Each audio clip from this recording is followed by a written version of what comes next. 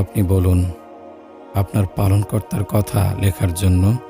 যদি সাগরের সব পানি কালি হয়, তাহলে সে সাগর ফুরিয়ে যাবে।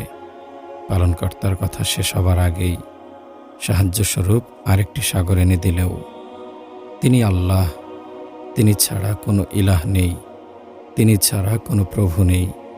তিনি ছাড়া কোনো মালিক নেই, তিনি ছাড়া কেউ খালিক নেই। তিনি রাজ্জাক, তিনি রিজিকদাতা, নিরাপত্তাদাতা তিনি,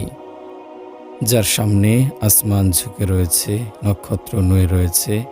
পাথরগুলো সিজদারত, তার সামনে পাহাড়গুলো নত রয়েছে, তার সামনে সিজদাবনত সাগর, নদী, খাল, বেল, গাছপালা, পশু পাখি, কীট পতঙ্গ, যার জিকিরে মশগুল, যিনি রহিম, রহমান, ওয়াহাব, রাজ্জাক, মালিকুল মুলক, জুল জালালি ওয়াল ইকরাম, আর